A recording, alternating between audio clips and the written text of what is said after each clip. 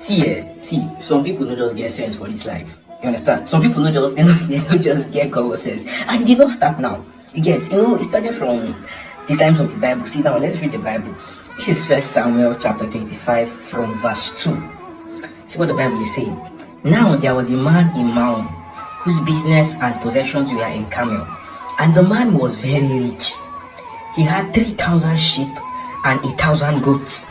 He was sharing his sheep in Carmel. Now the man's name was Nabal, and his wife's name was Abigail. She was intelligent and beautiful in appearance. This is where they start to compliment the woman. See, the woman again, she was intelligent and she was beautiful in appearance. But the man was harsh and evil in his dealings. First of all, how did two of them marry? Like, how did they come to be? Because the woman now, she was intelligent and beautiful, but the man, the Bible is saying he was harsh and evil in his doings. And that version of saying the man was foolish and mean. Now see where Wahala starts. Bible said, David heard in the wilderness that Nabal was sharing his sheep. So David sent 10 young men, and David said to the young men, go up to Carmel and go to Nabal and greet him in my name. Person name Nasivi. And this is what you shall say: have a long life, peace be to you and peace to your house. So David intended to come in peace. David is a man of war. If he entered the scatter everywhere, but he said no, let me go in peace. He sent his men and he went in peace. Let's continue reading. And peace to your house, and peace to all that you have. Now I have heard that you have sharers, and now your servants have been with us, and we have not harmed them, nor were they missing anything all the time they were in Carmel. Ask your young men and they will tell you. So just the go and verify. That's what David was saying. And therefore let my young men find favor in your sight and be well treated, for we have come on a good festive day. Please, David. David is saying please. David is so humble.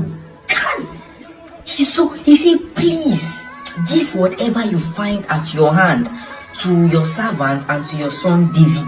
He even called himself the man's son. You see, let me explain what happened here. David, there was a rich man that is called Nabal, and his wife is called Abigail. Now the Bible is saying that his wife was intelligent and beautiful, but the Nabal himself, was foolish and mean and harsh, but he was rich. You understand? So David now sent 10 of his men to go and meet the man and say, senior man, since that you are doing allocation today, my men, myself and my boys, we've been guarding your properties, maybe on the mountain, wherever, and no harm has come to them. We've been protecting them. Please find your boy something. I mean, everything David talk. David, we one of him man, they break down 800 people. He sent his men to you and say, please find boys something. David even called himself. He said, find your son something. See what's in the mood I talk here. When David's young men came, they spoke to Nabal according to all these words in the name of David, and they waited. But Nabal answered David's servant and said, who is David?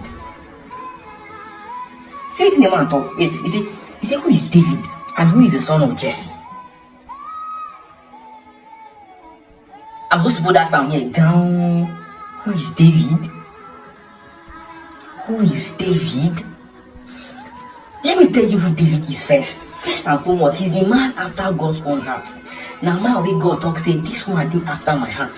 David is the man that God say, anywhere where you go, you will conquer.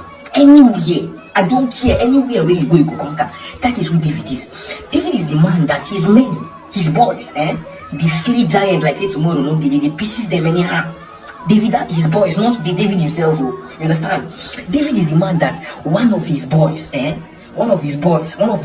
bring down 800 people in one battle. Like, he will start fighting now and he will not stop until he has killed like 800. David is the man, where he say people, where one of them, their strength is equal to 10,000. And something under him. That's who David is. You're asking you, because you have 3,000 sheep or 5,000 camels. If you ask David, say, who is he? And David came humbly, like he came with humility. He said, please find your boy something. Then you ask him, say, who is David? Who is the son of Jesse? See what the man now said. He said, there are many servants today, each of whom is breaking away from their master. So should I take my bread and my water and my meat and and my meats that I have slaughtered for my sharers and give it to men when I do not know where they are from? David, you know, say, there are people you make exceptions for. It's wisdom. There are people you make exceptions from. The man now, they feel like saying they're wise, but you are foolish. There are people you make exceptions from. David. And you know, get as you won't be say the man never hear about David before.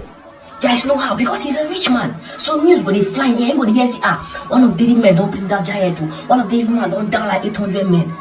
Go see the guy that is now don't David do. You no fear. Jesus. People come on, when do wants to meet somebody here? Let's continue with it. So David's young men made their way back and returned. They don't even do anything. No? Like, you see, that's to tell you that even David's men are well trained. That's to tell you that even David's men are well trained. Because the man insulted their boss right in their presence. They did not retaliate. They know 10 of them will finish that man's household. 10 of those guys with David said, they will end that man. Even if he has 200 army, they will finish him.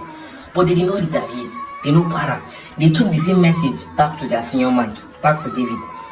And so David's men, they returned and they came and told him everything that was said to them by Nabal. David said to his men, each man put on his sword. Don't worry. It took all their men. David told all his guys, say, carry sword. Maybe we went to the man in peace. We go beg him. We observe protocol. The man no one get sense. He said, oh yeah, everybody just up your sword. So each man put on his sword. David also put on his sword. David himself, oh, I humble myself. Don't be like say I don't know my capacity, but I humble myself. I came to you. You want wine, me? David himself took up his sword. David also put on his sword, and about 400 men went up behind David, while 200 stayed back with the provisions and supplies. 400 men. At first he sent 10 in peace. He said, I come to you in peace. Peace be unto you and your household. David came in peace the first time. The man did not agree. David now went with war, with fights. 400 men with swords ready for battle. They were advancing to the man's house. But now look at where this story is getting interesting.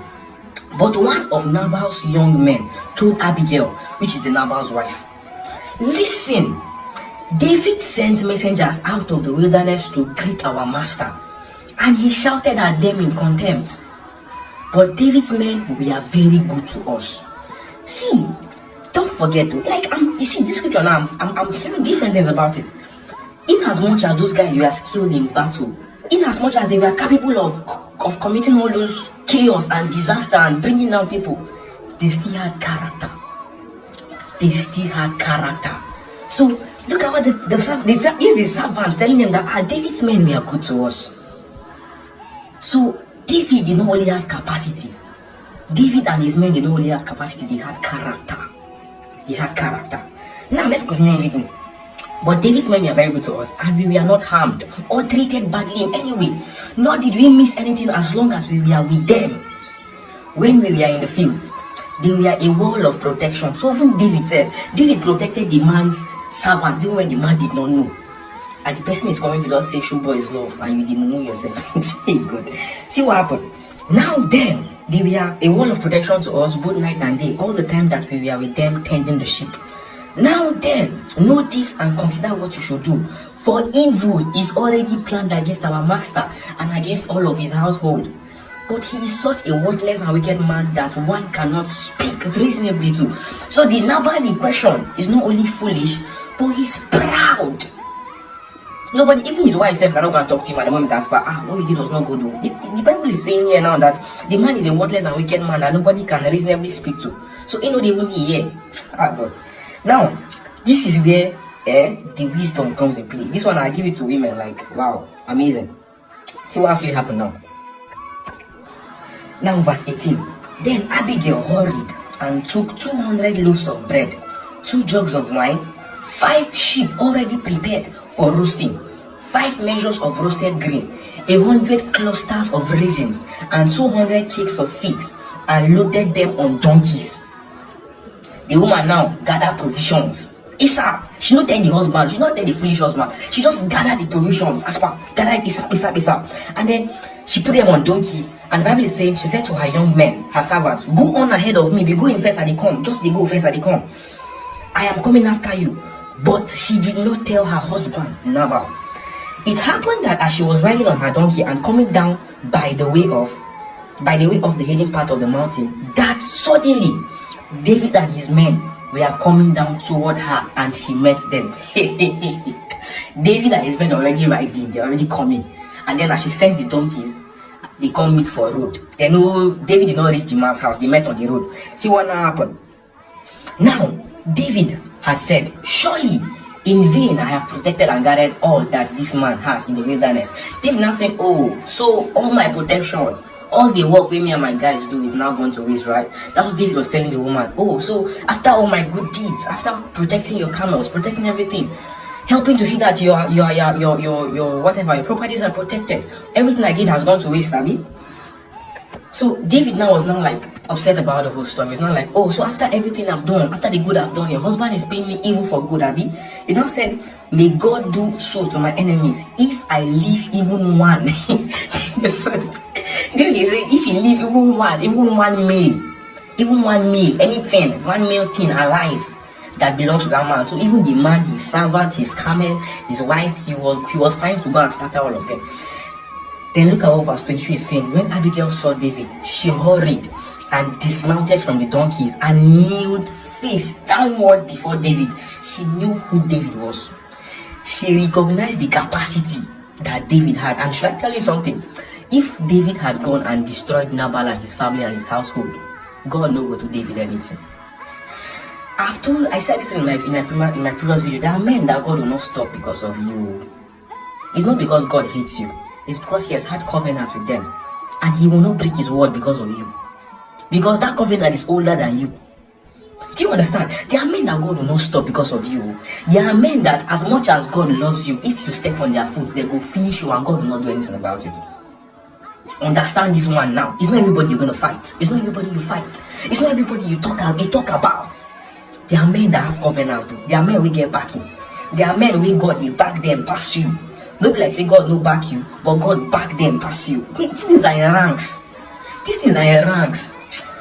So Abigail fell face down and bowed down to David in respect, kneeling at his feet, and she said, my Lord. She called David, say, my Lord, let the blame and guilt be on me alone. She was already begging David. She said, let the blame and guilt be on me alone. And please let your maidservant speak to you and listen to the words of your maidservant. Please do not let my Lord pay attention to this worthless man, Nabal, for as his name is, so is he. Nabal, in bracket, fool. I think that's the meaning of Nabal. How is somebody's name be fool? It's very good. Nabal is his name, and foolishness, stupidity is with him. Kai! Then how did the man even get rich? But I, your maidservant, did not see my Lord's young men whom you sent. Oh, she's saying that, she was not there when the men came. Assuming she was there, she would have definitely given them some things. I'm reading now. So now, my Lord, as the Lord lives and as your soul lives, since the Lord has prevented you from shedding blood. It's not like the Lord did not prevent her. The Lord did not prevent David. It's just the wisdom. The woman has wisdom. God has already told David that anywhere he goes, he's going to conquer. So now wisdom saved the woman. So God had no deal. So since the Lord has prevented you from shedding blood and from avenging yourself by your own hand, now then, let your enemies who seek to do evil to you, to my Lord, be as self-destructive as Nabal. Now, this gift which your maidservant has brought, my Lord, let it be given to the young men who accompany and follow my Lord. So basically, everything that she brought, she gathered, she told David to take it and, for him and his men, so that David will know. And she was begging David, please forgive the transgressions of your maidservant, for the Lord will certainly make my Lord secure. So she basically begged David and all those kind of things. Yes. Do you know the funny thing about this whole story? You know the funny thing? That Nabal, he still later died. He still died. That foolishness, he still died. David did not go and kill him again. When the man had what happened, when the man had what his foolishness will have cost him, heart attack killed him. Let me see if I can fast forward to that place. Now, I'm fast forwarding to verse 36 now. Then Abigail came to Nabal and he was holding a feast in his house. So the woman said, the Nabal was having a party in his house, not knowing that people that were coming to kill him were already on their way, if not for his intelligent wife. Men, free tip for you. Marry a woman that is wise and intelligent, so that even when you flop, not like say you as a man, you're going to be foolish. Don't be foolish. Okay? But so that at least when you slack, Okay, you will get person that will be able to go and atone for you, that will be able to at least go ahead of him. Because this number in this number's case, he was exceptionally foolish. So the man was having a party in his house. David sent his men and said, "Find boys something." You turned him down and insulted him. But the wife went and begged him. So the wife came and told him. Then Abigail came to Nabal and he was holding a feast in his house for the sharers, like the feast of a king. And Nabal's mood was joyous because he was very drunk. So she told him nothing because the man was drunk. She did not want to talk to him then. But in the morning, when Nabal was sober in I don't clear smoke, and his wife told him these things, his heart died within him, and he became paralyzed and helpless like a stone. About 10 days later, the Lord struck Nabal and he died. Do you know the funny thing here? See what actually happened though. Let me explain this thing again. God. See, the Nabal, the man in question, was having a party in his house, not knowing that David was on his way to come and destroy his household. His wife left the house, met David on the road, and pleaded with him and gave him some things, and David's anger came down and David retreated, went back. He did not advance to the man's house again. The wife came back, wanted to tell the man, but saw that the man was excited because it was a party, now excited, and the man was drunk. So she won't tell the man again. She waited till the next morning and told him, say, my husband, see what your foolishness will have cost us. See what your foolishness will have cost us. Nabal, on hearing this thing, had heart attack. Heart attack. Maybe the wife got out and said, you know who David is? David is who you went to go and the man had an attack. He got paralyzed and helpless. And 10 days later, God himself struck Nabal and he died. You see that? There are some people that don't need to fight you by themselves. They can if they want to, but just in case something happened and then they choose to not fight you anymore, God will take the battle. God will carry the battle on his head. So now David did not go to kill Nabal. He wanted to, but he was appeased. But God still honored David and struck Nabal down.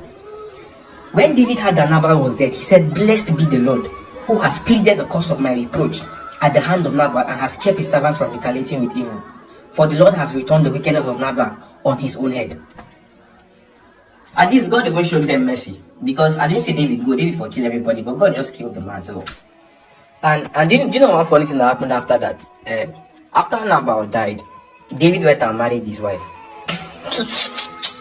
Because the wife was intelligent, she gets sense, you understand? And you know the funny thing, the way Bible recorded it, when David went to marry the wife did not even argue. As David just came and said, "Alright, your husband is dead, I'm coming to marry you."